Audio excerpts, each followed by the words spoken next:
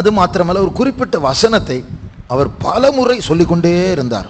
And not only that, one specific verse he was repeating again and again. அந்த வசனத்தை இப்பொழுது வாசிக்க போகிறோம். And we are going to read that verse. 8ஆம் சங்கீதம் 2ஆம் வசனம். Psalms 8 verse 2.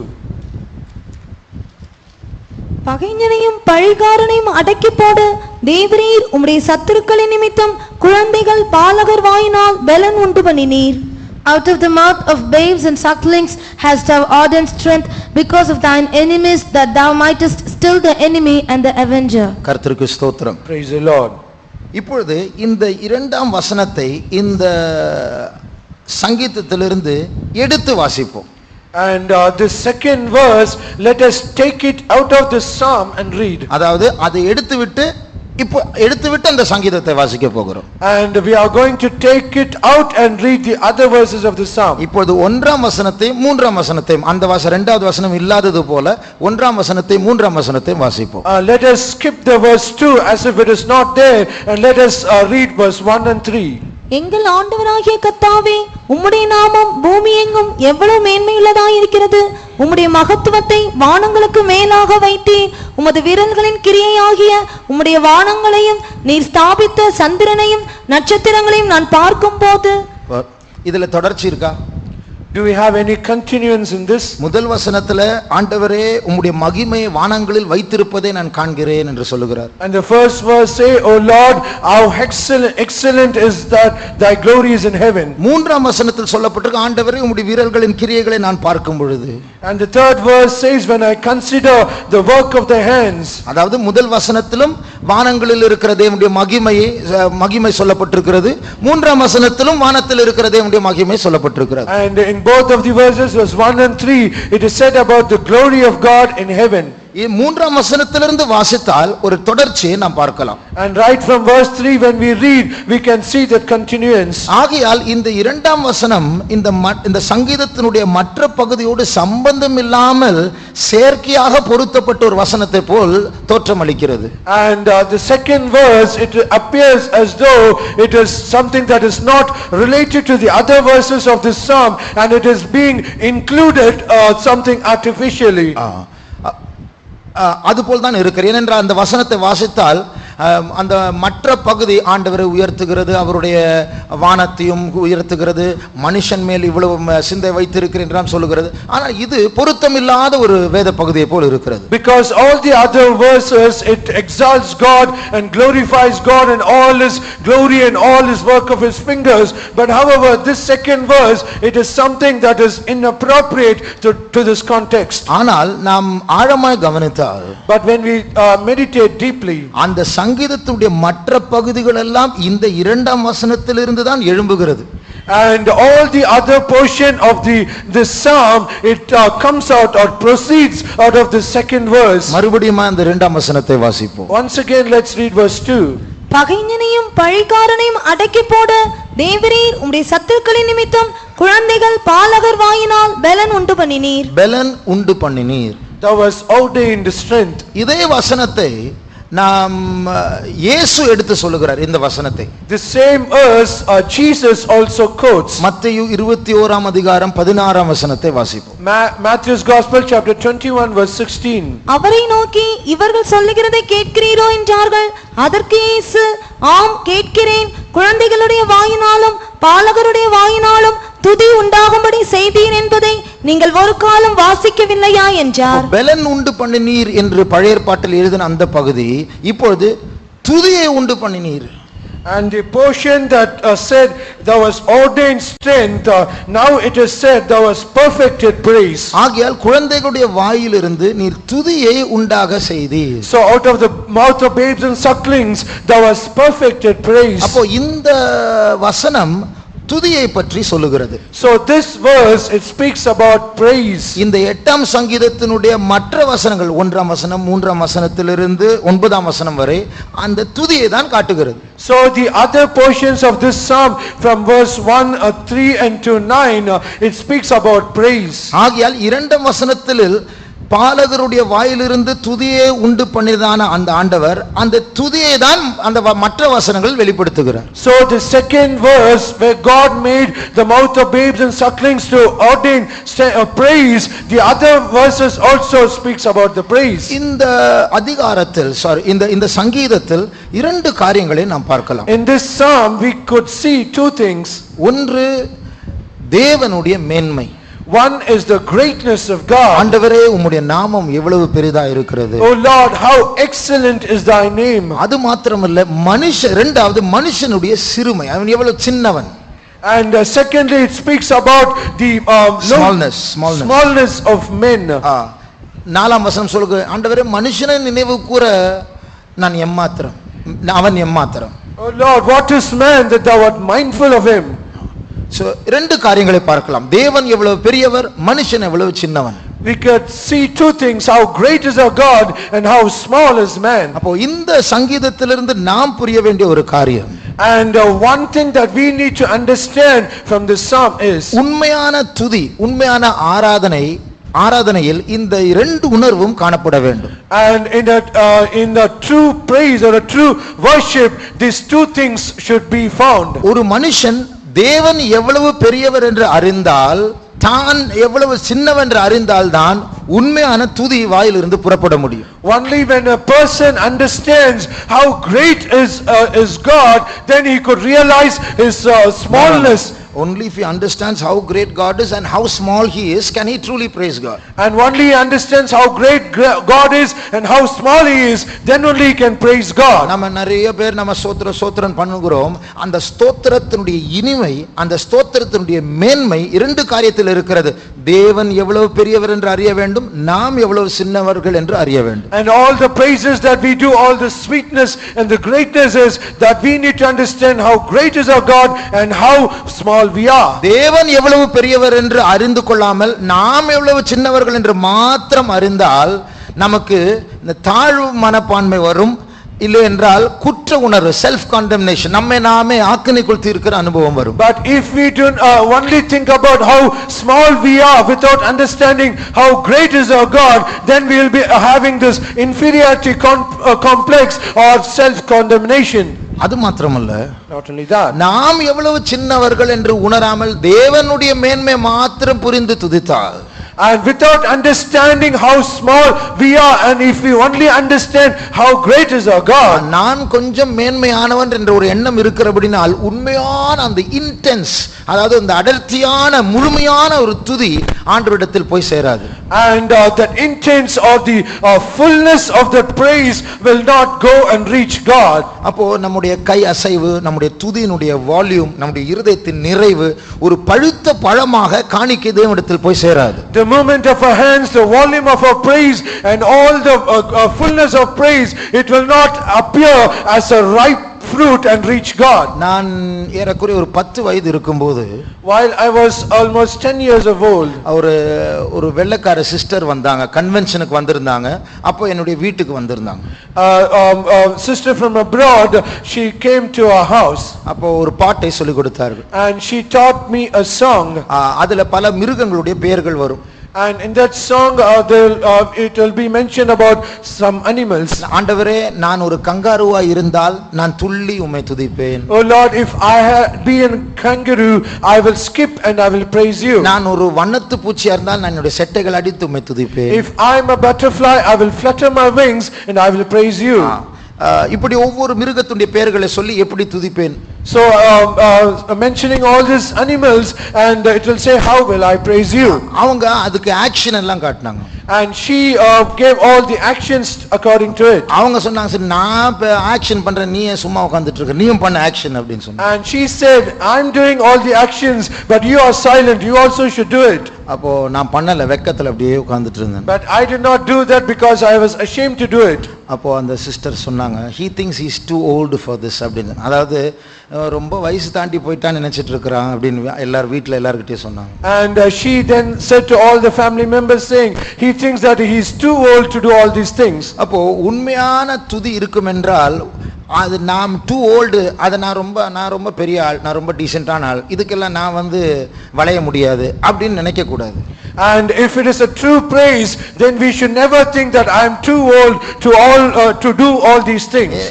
நம்முடைய கையை பார்த்தால், when we look at our arm, எத்தனை பெண்ட் இருக்கு, எத்தனை இடங்களில் நம்முடைய கையை வளைக்கலாம். தோளில் ஒரு பெண்ட் இருக்கு, எல்போல ஒரு பெண்ட் இருக்கு, மணிக்கட்டில் ஒரு பெண்ட் இருக்கு, விரல்ல 3 பெண்ட் இருக்கு.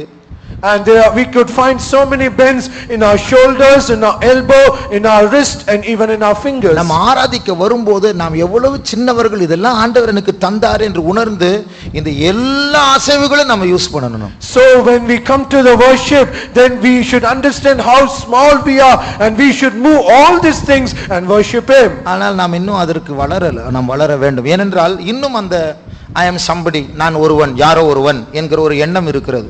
But we have not grown to that stature because we think that we are someone. அதனால நாம் எவ்வளவு சின்னவர்கள் என்று உணர்ந்தால், what is man? அந்த 4ஆம் வசனத்தை வாசிங்க. மனுஷனை பற்றி நீ நினைப்பது அவன் எம்மாத்திரம் என்ற அந்த உணர்வு நமக்கு இருக்க வேண்டும். And as we read in verse 4, we need to understand what is man that God should think of us. ஆகையால் நாம் யாரோ என்று நினைத்தால் ஆராதனை சரியா வராது. So if we think that we are somebody, then worship will not come truly. தாவீது அவர் இடுப்புல ஒரு துண்டை கட்டிட்டு டான்ஸ் ஆட ஆரம்பிச்சிட்டார். And David just had a cloth upon his loins and he was dancing. தாவீது நான் ஒரு ராஜா என்று மறந்து விட்டார். And he indeed forgot that he is a king. அந்த தேவ சமூகத்தை சுமக்கிற உடன்படிக்கை பெட்டியை பார்த்தோனே தன்னை மறந்து அவர் ஆண்டவரை ஆராதிக்க ஆரம்பிச்சார். The moment that he saw the ark of the covenant which bore the presence of God, he forgot about himself and he danced. அவருடைய மனைவி ஜன்னல் வழியா வீட்ல இருந்து எட்டி பார்த்தாங்க. And his wife she peeped out of window and she saw him dancing. வீட்டுக்கு வரும்போது சண்டை ஆரம்பிச்சது. And when David came to his house, a fight was started. வெக்கம் இல்ல உங்களுக்கு? Are you not ashamed? ராஜா தானே?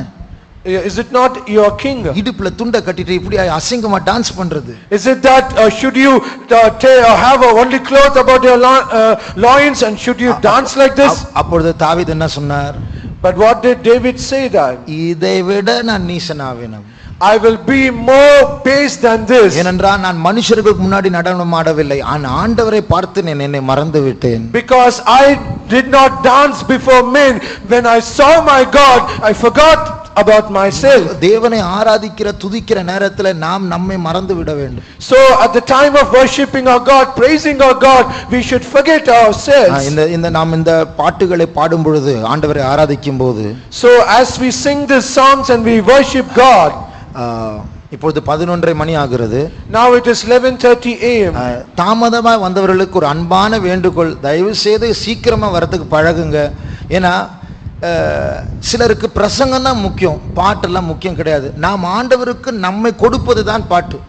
And all those who have come lately, my humble request is, please do not do so, because some people only sermon is important, but however the song that we sing unto the Lord, it is that we give something to God. We give ourselves to God. We give ourselves to God. அப்போ நம்மை நாமே தேவனுக்கு காணிக்கை கொடுக்காம பிரசங்கத்தை கேட்க வந்தா பிரசங்கம் மூளையில ஒரு அறிவாதான் இருக்குமே ஒழிய மறுரூபம் உண்டாகாது. Without offering ourselves to God, if we hear the sermon, it will be only a knowledge in our mind and it will not be any use. ஆகையால் ஆண்டவருக்கு பலன் கொடுங்கள், அப்பொழுது அவர் அவருடைய ஜனங்களுக்கு பலன் கொடுப்பார் என்று 29ஆம் சங்கீதத்தினுடைய 1ஆம் வசனத்திலும் கடைசி வசனத்திலும் நாம் வாசிக்கிறோம். So we read in Psalms 29 verse 1 and the last verse, you give strength unto the Lord and he shall strengthen you. ஆகையால் ஆண்டவரை துதிக்க நாம் எல்லாரும் சீக்கிரமாய் வருவோமாக. So to praise our God, let us all come in time. இந்த பாடல்களை பாடும்போது ஆண்டவரை ஆராதிக்கும் போது, so when we sing these songs and worship our God, இந்த மலையாள பாட்டில் தூதர்களும் ஆச்சரியம் கூறிடுமே என்று சொல்லப்பட்டிருக்கிறது. And as we sang in the Malayalam song, even the angels were astonished. Pastor Manasseh அடிக்கடி சொல்வார், நாம் பரலோகத்தை அங்க போய் அனுபவிக்க வேண்டிய அவசியம் இல்லை, இங்கேயே பரலோகத்தை அனுபவிக்கலாம். Pastor Manasseh would often say that it is not needed that we have to experience heaven going there, but we can experience heaven even here. இன்றைக்கும் ஆண்டவரை ஆராதிக்கும் போது, Even today as we worshipped our God, என்னுடைய காதுகளில் விசுவாசத்தினால் ஒரு சத்தத்தை தூதர்கள் பியூட்டிஃபுல் அழகா இருக்கு என்கிற ஒரு சத்தத்தை அவர்கள் சொல்வதை நான் கேட்டேன். I happened to hear the voice of angels with faith, and I heard them saying beautiful. Jesus கூட அதை சொன்னதை கேட்டேன். And I also heard even Jesus said. அப்போ ஆண்டவர் நம் மத்தியில் வந்து அவருக்கு நாம் இன்பம் கொடுப்பது நமக்கு இன்பமா இருக்கிறது.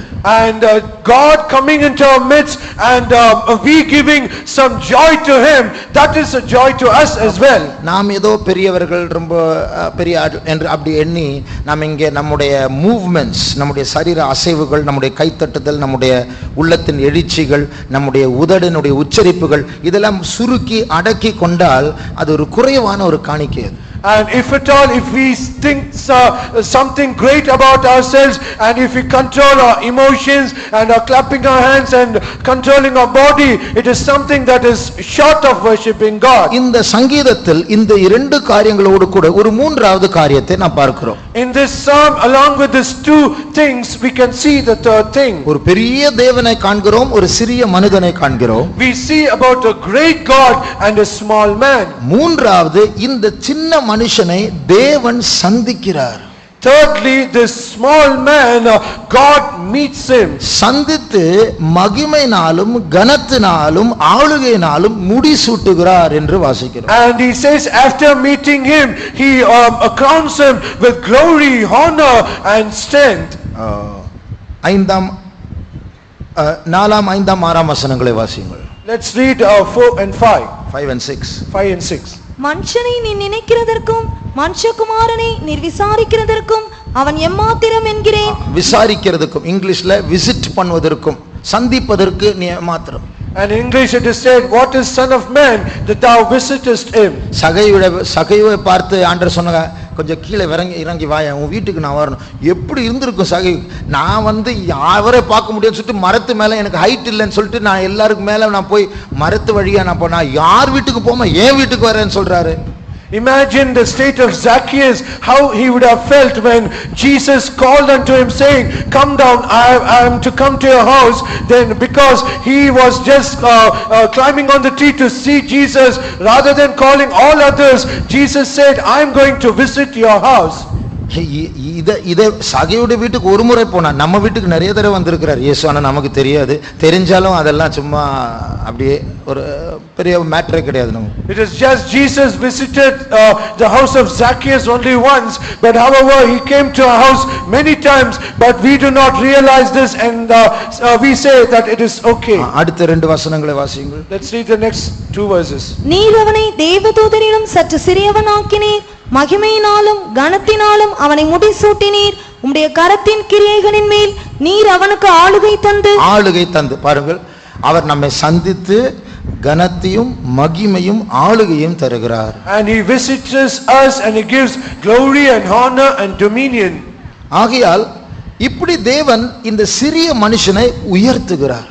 So likewise this small man God exalts him. எல்லா சிருஷ்டிப்பை பார்க்கலும் முதல் தரம் உள்ளவனாக ஆண்டவர் உயர்த்துகிறார். And more than all the creation, God makes this man as his prime creation.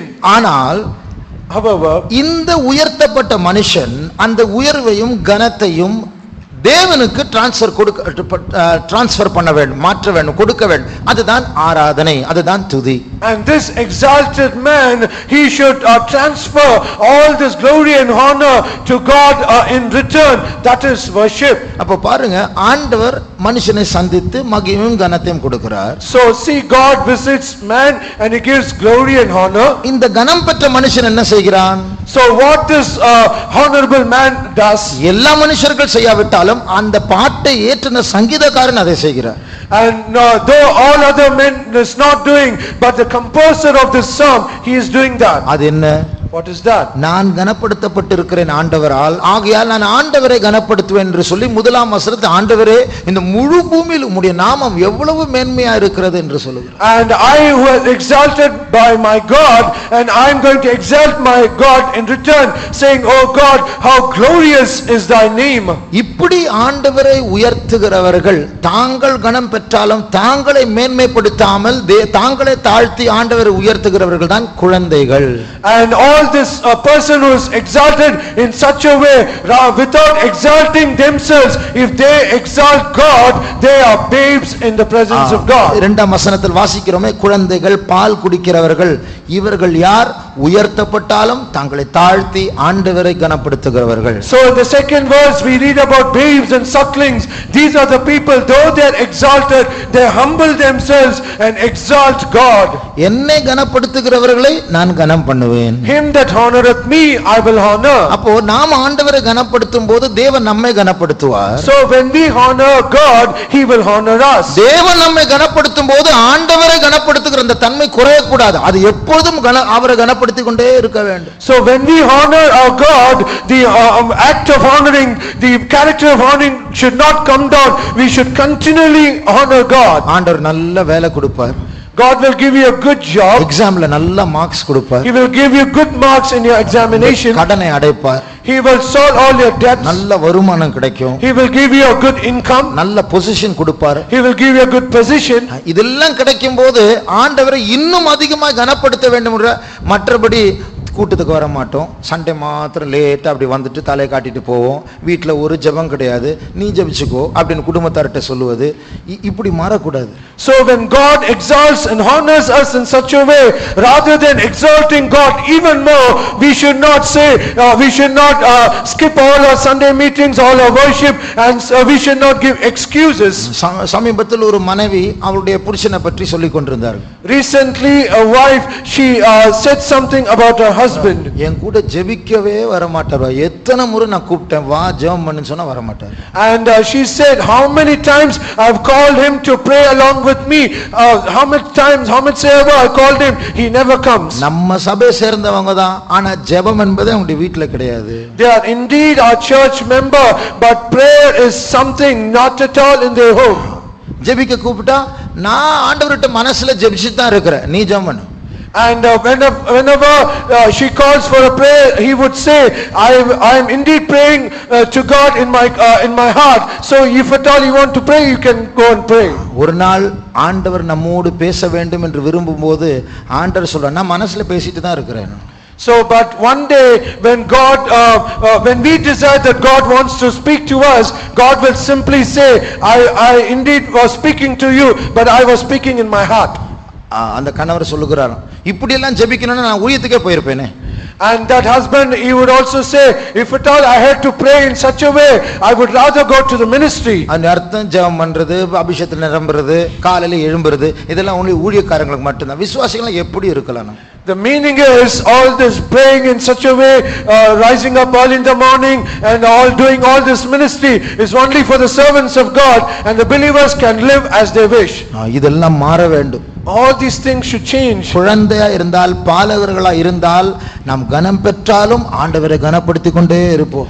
If we are babes and sucklings, though we are exalted and honored, we will continue to honor even more. இந்த இரண்டாம் வசனத்தில் The second verse, நாம் சில சத்துருக்களை பற்றி வாசிக்கிறோம். we read about some enemies.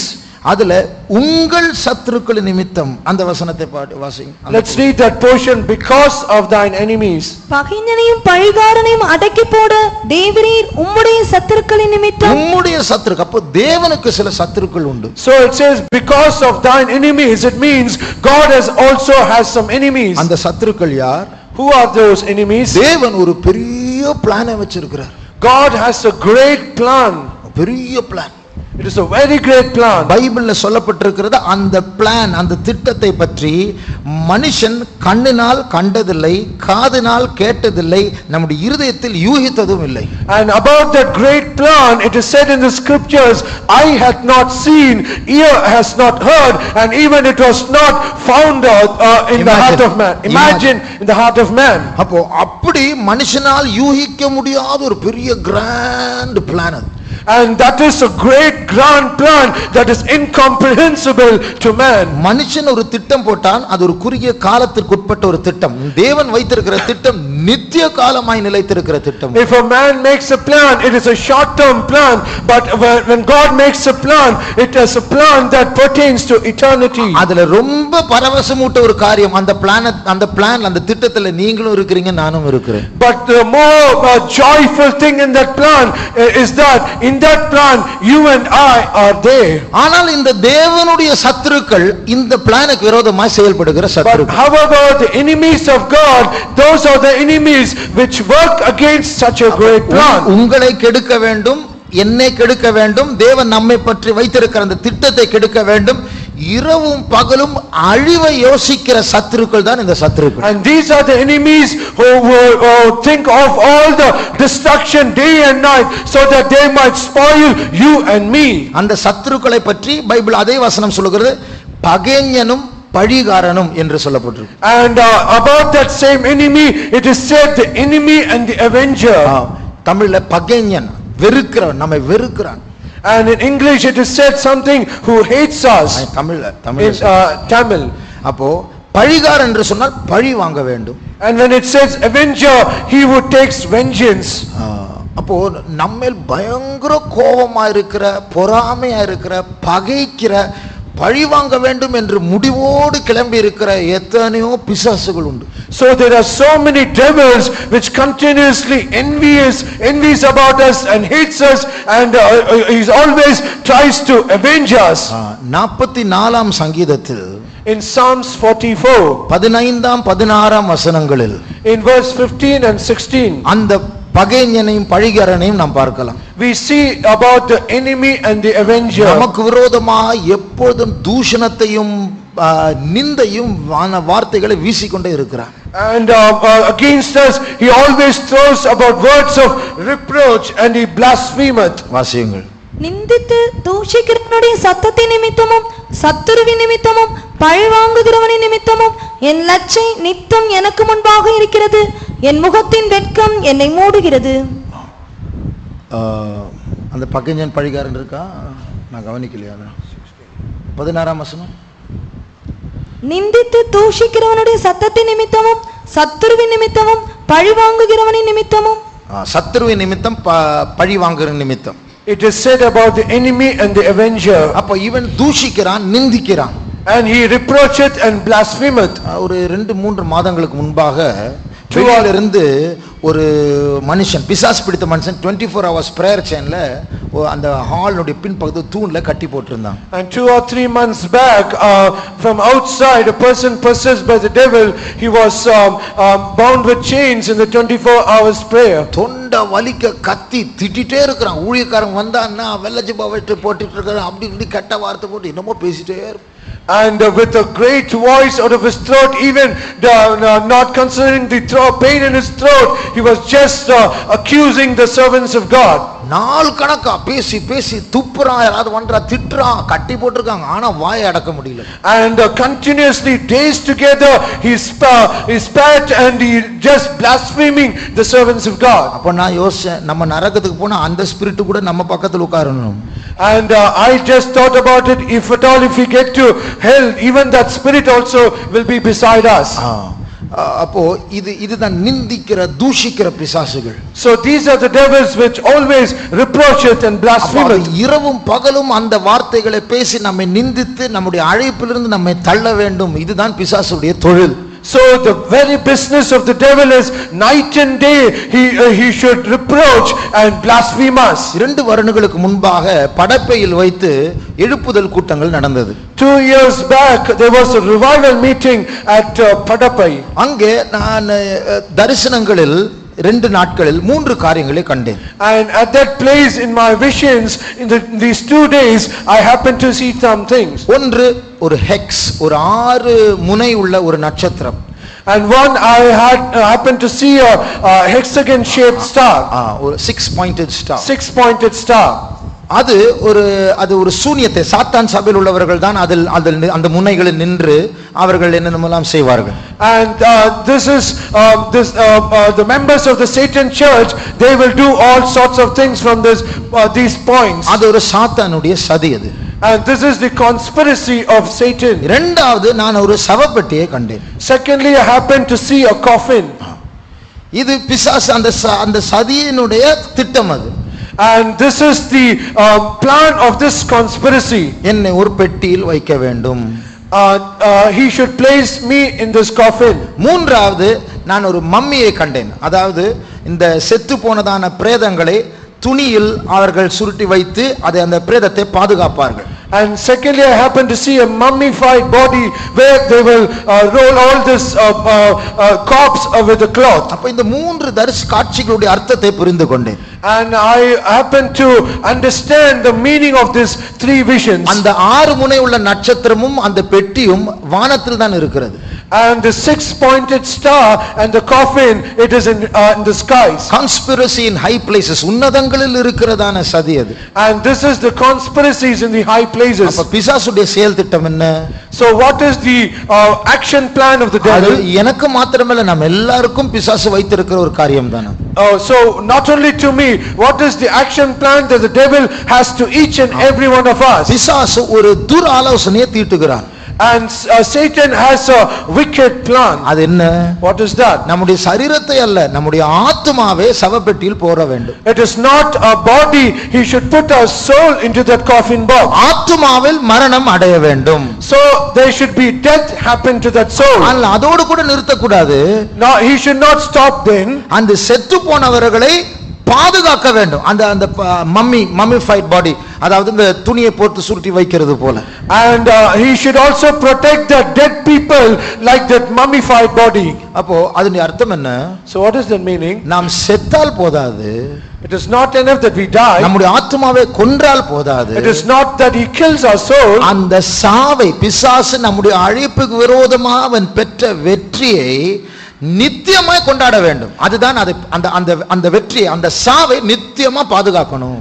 And he should protect the victory that he got over our death. He should preserve till eternity. இதுதான் பிசாசனுடைய சதி திட்டம். This is the conspiracy of the devil. இங்கே வந்திருக்கிற நாம் எல்லாரும் தேவனால் முன்குறிக்கப்பட்டவர்கள், அழைக்கப்பட்டவர்கள். All those who are gathered here in this place, we are all foreordained and foreordained by God. அதே நேரத்தில் இந்த அழைப்பிலிருந்து நம்மை தள்ளி வேற எங்கேயோ கொண்டு போய் வேற என்னமோ யோசிக்க வச்சு நம்ம நித்திய அழிவுக்குள் கொண்டு போய் நம்முடைய அந்த அழிவை பாதுகாத்து அதை பார்த்து கை தட்டணும், கொண்டாடணும், விழா வைக்கணும். இதுதான் பிசாசுடைய திட்டம். At the same time, it is the plan of the devil so that he might draw us away out of this eternal plan, and he should destroy our soul and he should preserve it to eternity, and he should rejoice and clap our hands seeing our death. ஏன் பிசாசுக்கு நம்ம மேல அவரு கோவம்? நம்ம என்ன பண்ணோம் அவரை? So why is the devil so angry with us? What did we do to him? So what did we do to him? டைரக்டா நாம ஒண்ணும் பண்ணல. We did not do anything indirect. இவன் தேவனுக்கு சத்துரு. But however, he is the enemy to God. நாம் தேவனுடைய பிள்ளைகள், அவரிடத்திலிருந்து புறப்பட்டவர்கள். And we are the children of God. We proceeded out of God. அதனால நம்ம பார்த்த ஆண்டவர் ஞாபகம் வருகிறது. So when he sees us, he remembers God. அது மாத்திரமல்ல, அவன் நம்மேல் பழி வாங்கி ஆண்டவரை பரியாசம் பண்ணலாம். So not only that, he will take revenge upon us, he will harm us, and he will take revenge against God. ஏனென்றால் தேவனை நேரடியாக எதிர்க்க முடியாது. Because he cannot directly attack God. நம்மை சுட்டு தேவனை பார்த்து சிரிக்கலாம். And he can target us and he will laugh at God. மூன்றாவது, thirdly, அவனுக்கு கிடைக்காத இடம் நமக்கு கிடைக்க போகிறது.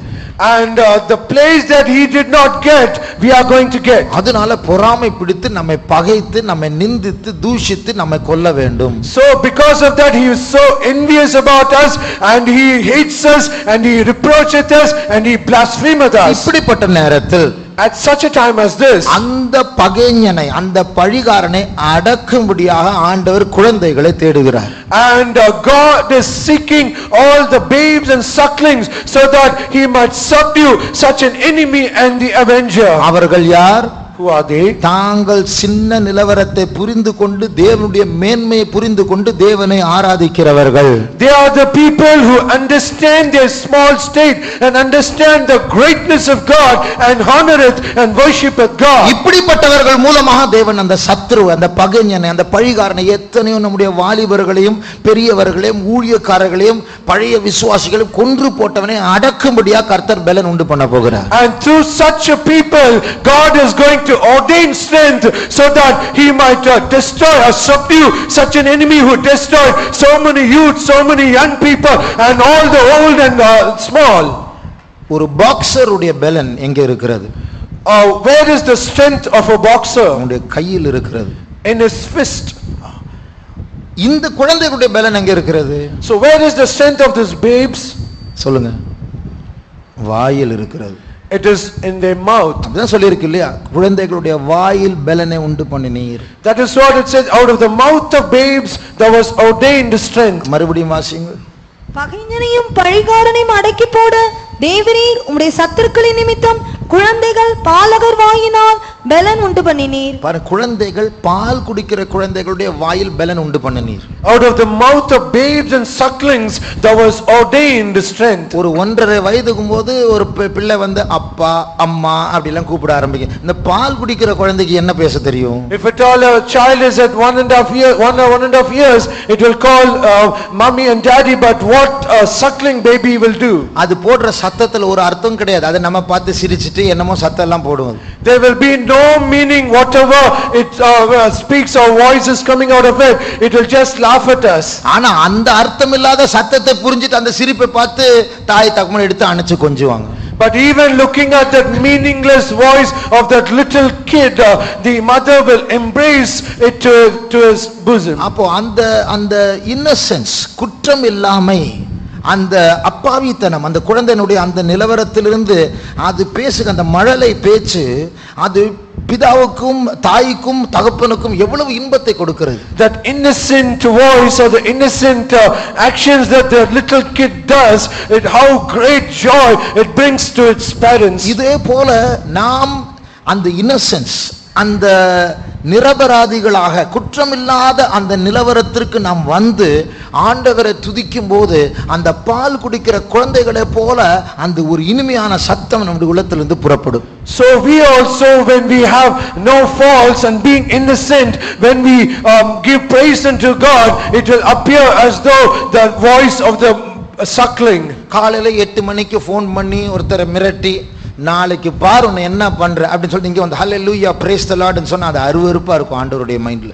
And if at all, if a person calls in the morning and say, if you do not come tomorrow, do you know what will happen? And when we say hallelujah, then it will be appearing something abominable in the sight of God. ஆகையால் இந்த செய்தியின் முடிவில் நாம் 2 காரியங்களை செய்ய போகிறோம். So at the end of this sermon we are going to do 2 things.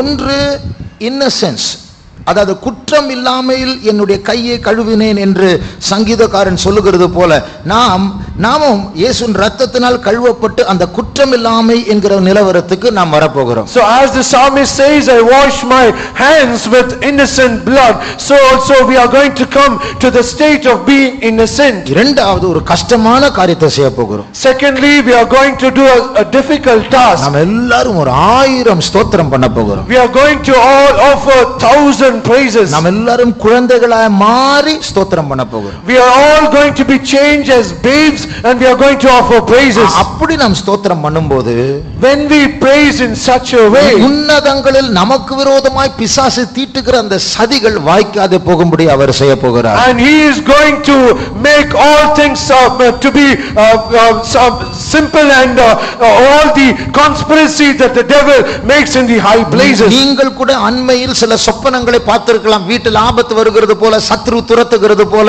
நீங்கள் பார்த்திருக்கலாம், மற்றவர்களும் பார்த்திருக்கலாம். So even you also in the recent times you would have also had some visions and dreams where the enemy is chasing you. இதனால் ஆண்டவரை துதிக்க பழக வேண்டும்.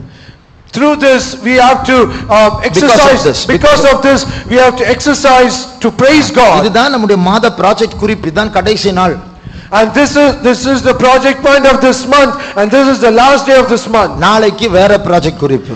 And from tomorrow we'll have another project point. காலையில் யாரெல்லாம் எழும்பி தாங்களை Innocent நிரபராதிகளாய் மாற்றி குற்றமில்லாமை அடைந்து ஆண்டவரை துதிக்கிறார்களோ ஒவ்வொரு நாளும் அவர்கள் சத்துருக்களை அடக்குவார்கள். So all those people who rise up early in the morning and make them innocent without any faults, and they praise God every day, they will get the victory over their enemies. ஆண்டவரை காலையில் எழும்பி நன்றி செலுத்துவது, துதிப்பது, உயர்த்துவது, ஆராதிப்பது எவ்வளவு முக்கியமான ஒரு காரியம். So how important it is that we rise up early in the morning and we give thanks unto God and praise and worship and exalt him. உங்களுடைய அழைப்பை கெடுக்க, உங்களுடைய கண்களை மூட, உங்களுடைய அபிஷேகத்தை குறைக்க, உங்களுடைய நரகத்திற்கு அனுப்ப இரவும் பகலும் எத்தனை வல்லமைகள் சுற்றி கொண்டு இருக்கிறது தெரியுமா?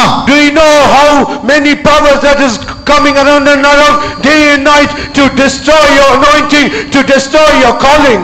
அப்படிப்பட்ட நேரத்தில் அந்த சத்துருவை அடக்க காலையில் எழும்பி கர்த்தரை துதிக்க வேண்டும் என்று கட்டளை கொடுக்கும்போது அதற்கும் கீழ்ப்படியாமை காட்டக்கூடியதான், கீழ்ப்படியாத முடியாதபடிக்கு நம்முடைய தூக்கம் அவ்வளவு மேன்மையானதா? So when such a commandment is given so that we might praise early in the morning, is it that our sleep is hindering us not to praise God? நம்முடைய கண்களை மூடுவோமாக. Let us close our eyes. நாம் இப்பொழுது இயேசுவின் இரத்தத்தினால் கழுவப்பட போகிறோம்.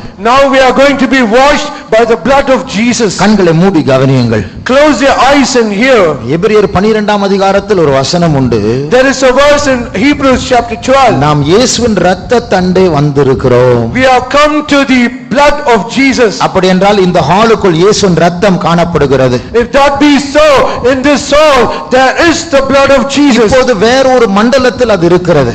But now it is in a different realm, dimension, in a different dimension. ஆனால் இப்பொழுது நம்மேல் அது தெளிக்கப்பட போகிறது. But now it is going to be sprinkled upon us. ஏன் அந்த இயேசுவின் இரத்தத்தினாலே வந்திருக்கிறோம்? So why we have come closer to that blood? அதை பார்த்து விட்டு போக முடியாதா? Is it that only to see and go? குற்றமில்லாமை என்கிற நிலவரத்தை அடையும்படியாக அந்த இரத்தத்தினால் கழுவும்படியாக நாம் வந்திருக்கிறோம். And we have come here so that we might get that innocent state and be washed by that blood. நம்முடைய கண்களை மூடுவோமாக. Let us close our eyes. என்னிடத்தில் பல குற்றங்கள் உண்டு என்று சொல்லுகிறவர்கள், and all those who say that I have many faults, நான் பல குற்றங்கள் என்னுடைய கண்களினால், என்னுடைய சிந்தையினால், என்னுடைய உதடினால், என்னுடைய எழுச்சிகளினால், என்னுடைய கைகளினால், என்னுடைய சரீரத்தின் அவயவங்களினால் பல தவறுகளை செய்திருக்கிறேன் என்று சொல்லுகிறவர்கள், and all those says I have done so many faults and sins through my eyes, mouth, and through my senses and all thoughts and whatever it is. கண்களை மூடி கரங்களை உயர்த்துங்கள். Close your eyes and lift up your hands. நம்மை கழுவும்படியாக இயேசு அவருடைய கையில் இரத்தத்தோடு நடந்து கொண்டிருக்கிறார். To wash us, Jesus is walking in our midst with his blood in his hand. ஒரு நிமிடம் அப்படியே கரங்களை உயர்த்தி ஆண்டவரோடு ஒப்புரவாகுவோமாக. For 1 minute, keeping our hands lifted, let us reconcile us with God. ஆண்டவரோடு நெருங்குவோம். Let us come closer to God. குற்றத்தோடு கிருபாசனத்தண்டை போவோம். With that faults, let us get closer to the throne of grace. பயப்பட வேண்டாம். Do not fear. இயேசு நம்மை அடிக்க மாட்டார். Jesus will not smite us. நம்மை அடிக்காமல் இருப்பதற்கு அவர் அடிபட்டார். And so that he might not smite us, he was smitten. நாம் எல்லாரும் போவோமாக. Let us all go to him. அந்த மகா பரிசுத்தத்தில் உட்கார்ந்திருக்க அந்த இரக்கமுள்ள பிரதான ஆசாரியனுக்கு முன்பாக முழங்கால் படிடுவோமாக. Let us all be on our knees and bow before the most high priest in the most holy place. ஆண்டவரே, நான் ஒரு குற்றவாளி. Oh Lord, I am guilty. உம்முடைய இரத்தத்தினால் என்னை கழுவும் ஆண்டவரே. Oh Lord, cleanse me with thy blood. என்னை ஒரு குற்றமில்லாதவனாய் மாற்றும் ஆண்டவரே. Oh Lord, make me innocent. ஒரு நிமிடம் குழந்தைகளை போல நாம் ஜெபிக்கலாமா? For 1 minute shall we all pray like babes. நாம் எவ்வளவு சிறியவர்கள் என்று உணர்ந்து நம்மை தாழ்த்தி அந்த கிருபாசனத்தண்டை சென்று நாம் கிருபை பெற்றுக் கொள்ளலாமா? Shall we all humble ourselves, how babes we are, and let us get closer to the throne of grace and humble ourselves, and shall we pray? அவருடைய இரத்தம் நம்மை கழுவட்டும். Let his blood wash us. அவருடைய இரத்தம் நம்முடைய ஐம்புலன்கள் மேல் பூசப்படட்டும். Let his blood be applied upon our five senses. இரத்தம் முழு சரீரத்தின் மேல் பூசப்படட்டும். Let all his blood be applied on all our members. பேசுவோம், ஆண்டவரோடு பேசுவோம். Let us talk to God. மன்னிப்பு கேட்போமாக. Let us ask forgiveness. ரத்தத்தினால் கழுவப்படுவோமாக. Let us be washed by his blood. குமாரன் விடுதலை ஆக்கினால் அதற்கு பிறகு சாத்தானுக்கு பேச இடமில்லை. If the Son shall set free, then Satan has nothing to accuse us. சரீரத்தில் மாத்திரம் அந்த ரத்தம் உள்ளத்தில் தெளிக்கப்படுகிறது. Not only in our body, it is also being sprinkled in our heart. நம்முடைய எழுச்சிகள் அவர் கழுவி கொண்டிருக்கிறார். And he is washing our emotions. நம்முடைய சிந்தனை அவர் கழுவி He கொண்டிருக்கிறார். is washing our thoughts. இது முக்கியமான நேரம். This is the important time. யாரும் மௌனமா இருக்க வேண்டாம். Let none be silent. யாரும் வேடிக்கை பார்க்க வேண்டாம். Let none be a spectator. கண்களை மூடி இயேசுவோடு பேசுவோமா. Let us all close our eyes and talk to Jesus. நம்மை கழுவுதான் அவர் ரத்தத்தை சிந்தினார். It is only to wash us he has shed his blood. நாம் பணத்தை பேங்கில் வைக்கிறது போல ரத்தத்தை அவர் பேங்கில் வைக்க விரும்பவில்லை. அதை நமக்கு கொடுக்க விரும்புகிறார். நம்மேல் பூச விரும்புகிறார். நம்மை மாற்ற விரும்புகிறார். As he pays our money in our banks, he does not place his blood on the bank, but he is trying to sprinkle and apply and wash us. கழுவப்படுவோம். Let us be washed. ஆண்டவரிடத்தில் நெருங்குவோம். Let us get closer to God. இயேசுவோடு பேசுவோம். Let us talk to Jesus. மன்னிப்பு கேட்போம். Let us ask forgiveness. இயேசுவே, எங்களை மன்னியும் அப்பா. இந்த ரத்தத்தினால் எங்களை கழுவும் ஆண்டவரே. இயேசுவே, எங்களுடைய ரகசியமான எல்லா அக்கிரமங்களை மன்னியும் ஆண்டவரே. எங்களுடைய வெளிப்படையான எல்லா அக்கிரமங்களை மன்னியும் ஆண்டவரே. அப்பா, நீர் கழுவும் ஆண்டவரே. கல்வாரி அண்டை வருகிறோம், கிருபாசனத்தை அண்டை வருகிறோம் ஆண்டவரே. நீரே பொறுப்படுத்திக் கொள்ள, நீரே எங்களுடைய வாழ்க்கையை பொறுப்படுத்திக் கொள்ள வேண்டும் ஆண்டவரே. நீர் கிருபையை தார். நாங்கள் எங்களை தாழ்த்துகிறோம் ஆண்டவரே. நாங்கள் எங்களை தாழ்த்துகிறோம் ஆண்டவரே. Thank you Jesus. இயேசுவே ஸ்தோத்திரம், இயேசுவே ஸ்தோத்திரம், இயேசுவே ஸ்தோத்திரம், இயேசுவே ஸ்தோத்திரம், இயேசுவே. அப்பா நன்றி அப்பா. எங்களை மாற்றும், எங்களுடைய கோபத்தை மாற்றும், எங்களுடைய அகங்காரத்தை மாற்றும், எங்களுடைய உலக சிந்தையை மாற்றும், எங்களுடைய இச்சைகளை மாற்றும், எங்களுடைய கீழ்ப்படியாமை மாற்றும். அப்பா, ரத்தம் பூசி எங்களை கழுவும் ஆண்டவரே. உம்மிடத்தில் நெருங்க நாங்கள் வருகிறோம் ஆண்டவரே. எங்களை பலப்படுத்தும் இயேசுவே. Thank you Lord, we thank you Jesus, we praise you. Thank you Lord, we thank you Jesus, thank you Jesus. கண்களை மூடி இரண்டு வசனங்களை வாசிக்க கேட்போமாக. Let us all close our eyes and hear two verses being read. யாரும் இப்பொழுது பைபிளை திறக்க வேண்டாம். Let no one open their Bibles now. வசனத்தை மாத்திரம் கேட்போமாக. Let us only hear those verses. லூக்கா 10 அதிகாரம் 19 வசனத்தை வாசிக்க கேட்போம். Let's read Luke's Gospel chapter 10 verse 19. கண்களை மூடி கவனியுங்கள். Let us close our eyes and listen. இப்பொழுது நாம் தாழ்த்தி ஜெபித்தோம். Now we humble ourselves and prayed. இப்பொழுது நாம் குழந்தைகள் என்கிற நிலவரத்திற்கு வந்திருக்கிறோம். Now we have come to a state of being babes. நான் ஒன்றுமே இல்ல. Oh Lord, I'm nothing. நான் யாருமே இல்ல. Oh Lord, I'm not someone. நீதான்பா எல்லாம். Oh Lord, you are all to me. இதை சொல்லுகிறவர்கள் கரங்களை உயர்த்துங்கள். And all those who say this, lift up your hands. ஆமென். இப்போ இந்த வசனத்தை கேட்போம். Let us listen this verse. கரங்களை உயர்த்தினவர்கள் இந்த வசனத்தை கேட்போம். All those who lift up their hands, listen this verse. 10:19 லூக்கா. இதோ சர்ப்பங்களையும் தேள்களையும் மிதிக்கவும் சத்துருவினுடைய சகல வல்லமையையும் மேற்கொள்ளவும் உங்களுக்கு அதிகாரம் கொடுக்கிறேன். ஒன்றும் உங்களை சேதப்படுத்த மாட்டாது. இது இயேசு நம்மிடத்தில் சொல்லுகிற வார்த்தை. These are the words that Jesus says to us. நம்முடைய சத்துருவை அடக்க மேற்கொள்ள கர்த்தர் நமக்கு அதிகாரத்தை தருகிறார். God is giving authority and power to subdue our enemies. இது 19ஆம் வசனம். This is verse 19. இப்பொழுது 21ஆம் வசனத்தில் இயேசு பிதாவை பார்த்து ஜெபிக்கிறார் பாருங்கள். And in verse 21 Jesus prays unto the Father. வாசியுங்கள். அந்த வேளையில் இயேசு ஆவியிலே களிகூர்ந்து பிதாவே, வானத்துக்கும் பூமிக்கும் ஆண்டவரே, இவைகளை நீர் ஞானிகளுக்கும் கல்விமான்களுக்கும் மறைத்து பாலகருக்கு வெளிப்படுத்தினபடியால் உம்மை ஸ்தோத்திரிக்கிறேன். ஆம் பிதாவே, இப்படி செய்வது உம்முடைய திருவுளத்துக்கு பிரியமாயிருந்தது. பாருங்கள், பிதாவாகிய தேவன் தான் இந்த வெளிப்படுத்தலை நமக்கு ரகசியமாய் தந்திருக்கிறார். எல்லாருக்கும் அல்ல, இது பாலகர்களுக்கு, குழந்தைகளுக்கு மாத்திரம். See, God the Father has given the secret revelations to us. It is not for all but to the babes. ஆகையால் உங்களை பலப்படுத்த உங்கள் மூலமாக, உங்களுடைய வாயின் மூலமாக, உங்களுடைய துதிகளின் மூலமாக அந்த பகைஞனை, அந்த பழிகாரனை அடக்க கர்த்தர் இப்பொழுது பலனை உண்டு பண்ணுகிறார். So through your praises, through the mouth of your peace, God is ordained grace to the babes and sucklings. ஒரு அபிஷேகம் இறங்குகிறது. An anointing is descending. குழந்தைகளை பெரியவர்களாய் மாற்றுகிற அபிஷேகம். An anointing that can change babes as adults. பிசாசை வெட்கப்படுத்தும்படியாக To put ashamed the devil. அவன் பெரியவன் என்று எண்ணிக்கொண்டிருக்கிறான். He is thinking that he is great. ஆனால் அவனை அடக்க To tread upon him. குழந்தையாகிய உன்னை கர்த்தர் அனுப்புகிறார். God is sending you as a babe. ஒரு குழந்தையின் மூலமா ஆண்டவர் பிசாசை அடக்க போகிறார். Through your babe, God is going to subdue the devil. அது அந்த குழந்தை அல்ல. But that is not a babe. அந்த குழந்தையின் மேன்மை அல்ல. That is not a babe. அந்த குழந்தைக்குள்ள ஒரு பெரியவர் இருக்கிறார். In that babe there is a great person. அந்த பெரியவர் மூலமா அந்த சத்ரு அடங்க போகிறார். And through that great person, the enemy is going to be subdued. உன் வீட்டுக்கு விரோதமாக தீட்டுகிற ஆலோசனை வாய்க்காத போக போகிறது. All the conspiracy against your house, it will not come to pass. Shanarias marayat narkata singara hatabiara shamara chura.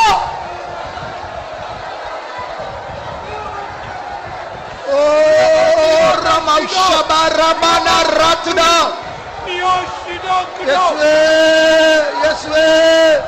Yeswe Rabaushmana mankaramana. Oh Ramaushmana riasakalamana.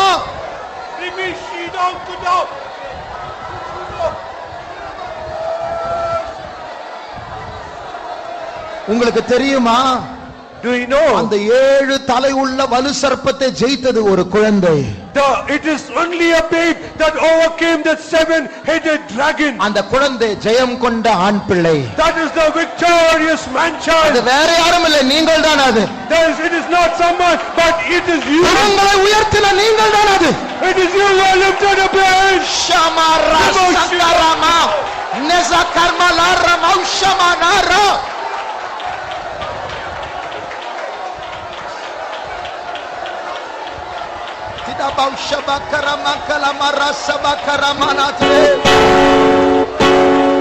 உலர்ந்து உயிரெல்லாம் சிதறிய எலும்புகள் உலர்ந்து உயிரெல்லாம் சிதறிய எலும்புகள் உலர்ந்த என் ஜீவன்